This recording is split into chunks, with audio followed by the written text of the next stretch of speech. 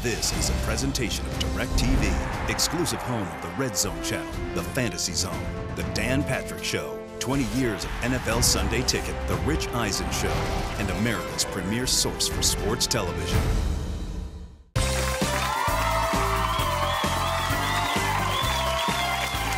Welcome back to Sports Jeopardy. I'm your host, Chris Berman, sitting in for Dan Golden Boy Patrick. Our three contestants, Rudy Rudinger, Rob Riggle, and Iron Mike, are all locked in at $200 apiece. Iron, you're in control of the board. Make your selection. Salutations, Sports Jeopardy. I'll take Cleveland or bust for 300, please. This Indian played every game of the 2006-2007 seasons, getting all-star appearances in both years. What is Pocahontas? Her dad was a chief! Pow, pow, pow, pow! No, it was me, Chris. It was me. What? What's so funny? You guys saw the documentary. You don't play sports. You're like 5 feet tall. The correct response was Grady Sizemore. Rudy, little guy, make a selection. Laker Mania for 200, please. He was traded to Los Angeles. What is... Look, guys, I just want to clear something up, okay? I totally did play, and my teammates totally put their jerseys on my coach's desk, and it's just that Joe Montana is super jelly of all the attention I've always gotten. Rudy, the category isn't mythical sports legends. Okay, now, he was traded to Los Angeles in a deal that included his brother. Rudy Rudinger. Oh, I got this one. I got this. Pow, pow, pow, pow! What's wrong with you? You look like a crazy person.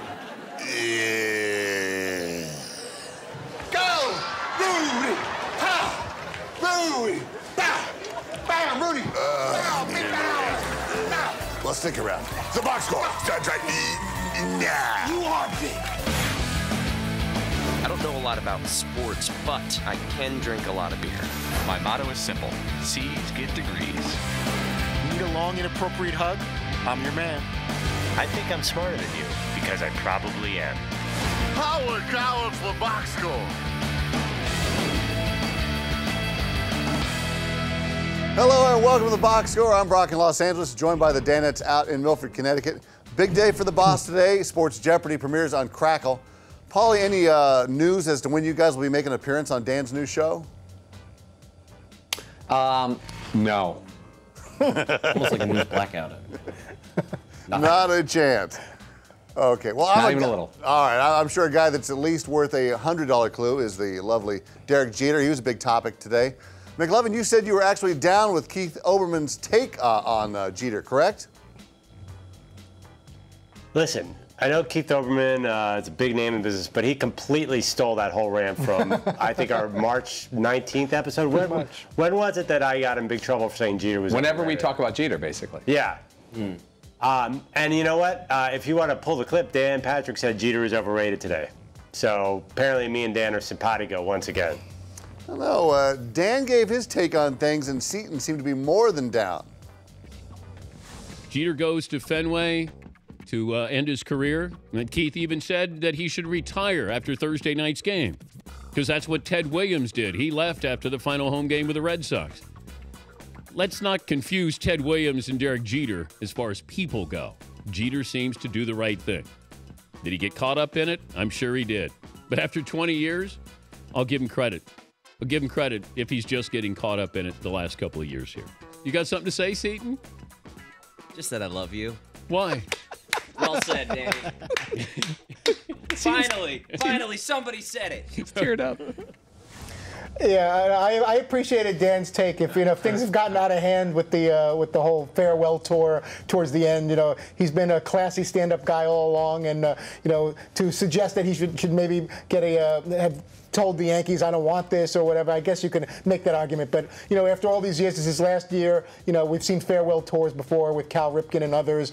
And if Jeter's caught up in a little bit or he didn't, stop the Yankees from doing that, I have no problem with it. Let him enjoy these last number of games and go out on top and let the fans, let them make their commercials and the fans do their cheering. So it's all good in my book. By the way, a sneaky Bob Sugar, Jay Moore, Jerry Maguire hat tip when Seton said, finally somebody said it. A lot of people didn't catch that one. Seton, why'd you cut off Tom Verducci before he could badmouth Jeter?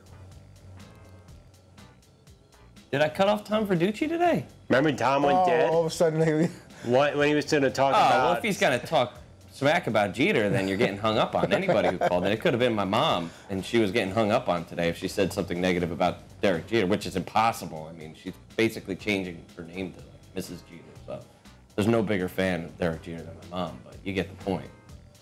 Understood. Well, another serious topic reemerged today with the Jay Paterno interview. Fritzy, take us through the booking process on him. Yeah, we got an email the other day that he was on a book tour, and so it was by no means an exclusive. He was offered to, I'm sure, a number of stations around the country. We all talked about it and decided it would be interesting to hear from Jay, get his perspective on his book Paterno Legacy, about his relationship with his father and what went down over the past few years at Penn State. And I thought it was a really good interview. And knowing Dan's line of questioning and the way he handles things, even though he was doing other interviews, we knew we would have as good, if not a stronger, interview with Jay than any other show would be doing today. It was great. Dan didn't hold back during the interview and actually asked Jay how his father might still be dealing with this accusation stuff if he were still alive. Well, I think this story is very different if he lived, in the regard that, you know, everybody knows when there's any kind of scandal and you go and write a report, you blame the dead guy. Because the dead guy can't defend himself. And, you know, as Free was writing this report, our lawyers were engaged and were willing to turn over documents and said, look, if you have things you're going to allege about Joe, we'd love the ability to address them. And he never took us up on that. So I think if he were alive, this thing turns out very differently. And I think when you look at the way Syracuse University handled their situation with Bernie Fine, they stood behind Jim Boeheim. They allowed him to go out and address it. And their scenario turned out very, very differently, obviously, than Penn State's did. You know, we were discussing, I think, either before or after Jay Paterno was on, what's the biggest scandal we've ever covered? And big is kind of a vague word, but I think the Paterno scandal, when it happened and how big it was bigger than anything I've ever covered in my career, even bigger than Michael Vick, bigger than Ray Rice and Adrian Peterson put together. That dominated. I mean, there was helicopters flying over and kids were burning stuff, and CNN was there, and it was a national story, not at all a sports story, a news story. And especially, you know, with a program as storied as Penn State, I mean, whether or not they're in the hunt for the national title, it really doesn't get much bigger, I think, in college football than Penn State and JOPA. So I remember watching that night when Paterno got fired, and there's hundreds of kids standing in front of his lawn, and they're like, well, yeah, Joe hasn't left the house yet, and they're like, someone called him at 4 o'clock, and it was like, this is playing on national TV. Yeah. And you would have never, ever thought anything even close like this could happen. You always say in this industry, I've seen it all. And there's something that's going to top that, but you can't imagine it. It's going to happen, though. Well, I think, you know, the one story that I wasn't in sports media at the time, but OJ, I think might have been bigger. Sure. But that's about it. I guess I'm saying maybe recent history, the past decade. In my head, I went back 20 years, Paul, and I couldn't come up with anything bigger. The sports tie to that is loose.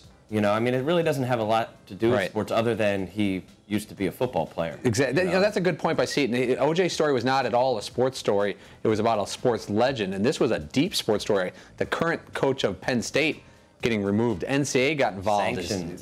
Trophies taken away. Very heavy stuff. Well, stick around. The world is gearing up for Sports Jeopardy.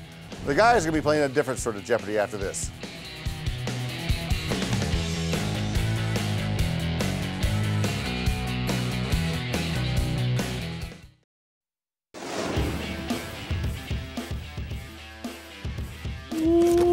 Should we just like crack this on the table and crackle? Crackle? Crack-a-lacka. Wow. Are you gonna like spray it all over the place? I think we're going to need some shorties with our Dom Perignon. Oh, bottle service. Yeah, bottle service. Oh yeah, bottle service. So we're making mimosas, Paulie? Welcome back to the box score. Sports Jeopardy kicks off today. Big celebration, popping champagne. Fritzy, Dan says you guys need some shorties. Where are they at? I know. I got to make some calls, but as soon as he brought that up, we got on the horn. They haven't showed up just yet. I guess my reputation precedes me, and they're afraid to show up. But you can't. If you're going to pull the drinks out, we got to get the ladies to come hang out with us. Okay. You drank some of the orange juice. Yeah, I haven't tried the Dom Perignon yet, but I did have a little soup of the oranges. I asked for cran grape, but they brought. That gets the ladies. A little cran grape to get the things moving down below. Little ocean spray. That's what ladies like to hear. That's where it's at. Okay, you guys know we love a good game show here on the box score. So we cooked up a little something we call, let's call it, DP Show Jeopardy. Hey. We have 5 categories for you, gentlemen. They are as follows. Fritzy and the Ladies, What's Eatin' Seaton, McLovin Blunders, Paulie's Man Regions, and the ever-popular Potent Potables. You have $100 and $200 questions in each category, and of course there is a audio daily double. Paulie, since it's your birthday, you get to select first. Thank you. I'm going to go McLovin Blunders for 200, please. Oh, boy. All right. It is the audio daily double. McLovin broke these not once, but twice in each the Milford and New York City man caves. Here's your audio clue. Oh. Beep beep beep beep beep beep beep beep beep beep beep beep. Paulie? Beep beep beep beep beep beep beep beep. What are his Oliver Peoples glasses? You are absolutely correct. They are his Oliver Peoples glasses. That moment was so classic. That's it actually right there. Yeah, look at that, twice. It was so classic. It actually gave birth to this box score classic clip.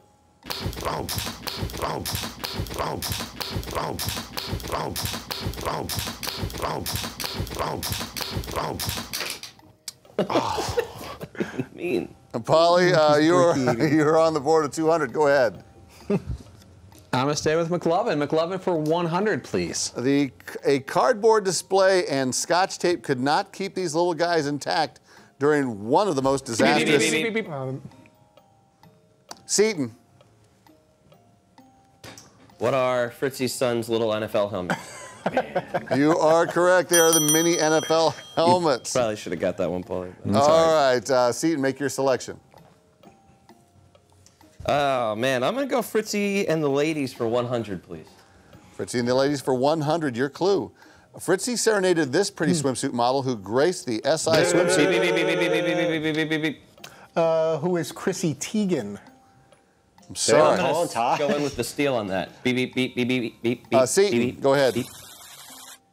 Who is Kate Upton? You are correct. It was Kate Upton. Oh, I try to go too fast. Fritzy got his own category wrong. Yeah, Fritzy at a minus 100. Chrissy Teigen. Seaton, make your selection. I'd like to close out the category, please. Say Fritzy, Ladies 200. All right. Fritzy gave this lovely guest host one of his longest hugs on record.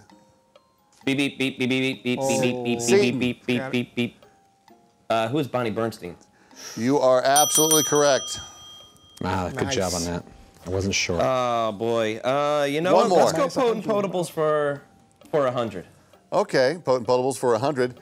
Paulie made Seaton this tasty beverage to celebrate his birthday recently. Beep, beep, beep. Seaton? What is a good lie? No. No. Beep, beep, beep, Anyone? beep, beep. Paulie? What is a snark and stormy? I'm sorry. I'm just going to have to get no one in the background. We were looking for Tang and Shellback. Oh, good call. All right. Tang and Shelby. We are going to take a break here. I think the scores, it's 400 Seaton, Paulie 200. We're going to take a break. The guys aren't done yet. More DP Show Jeopardy after this.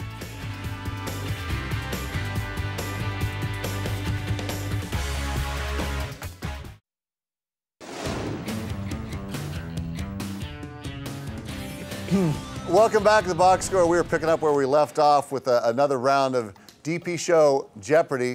Fritzy, you're in the hole with $100. You make the selection. I am. I'm going to go Paulie's Man Region for 100. The clue is Fritzy nailed this TV legend in the junk during a classic. Paulie.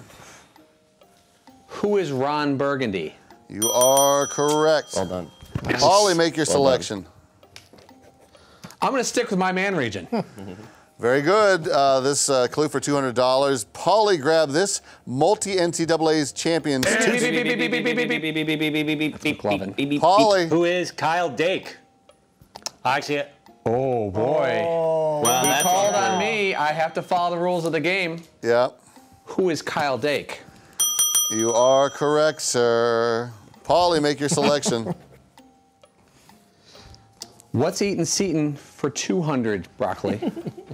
Seton had to wear these over his jeans to a local Starbucks after losing a bet to the boss.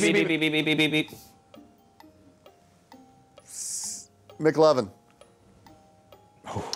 What are his tighty whities? You are correct, and you are on the board with $200. McLovin, make your selection. Let's close out what's eating Seton. All right. Seton had to wear this after his Yankees let him down in the 2011 playoffs. That's McLovin, I think. McLovin. What is a tiger outfit? Nice. You are correct. Ooh. Oh, I'm sorry. No. That is incorrect. What? Beep, beep, beep, beep, beep, beep, beep, beep, beep, beep. Paulie. Correct. What is Detroit Tigers face paint after they lost? Correct. That is correct. Oh. Paulie, make a selection. What is left? Potent Potables? I think 200, please, Potables. Broccoli. Okay, this playing surface featuring the DP Show logo. Seton.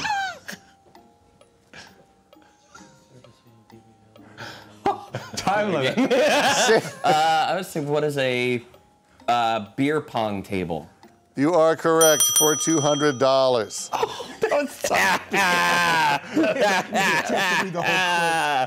Paulie, you are the champion. I think we added this correct. That say 700. 700 points. Suck it. McLevin with 200. I think Seton had 300. And Brock, you have no idea how many points anybody has. Just don't worry about it. And Fritzy with minus 100. Fritzy, you could have we not have shown no up and idea. gotten more points. I owe you guys $100. Imagine if you actually had to pay the $100. Because I do everything in cash. It's like, oh crap, I'm out like Negative $450. 100. Yep, there you go. Never mind. Sidebar. Okay. Let's go to break. Still to come, we wish Paulie a happy birthday in the only way we know how, box score style.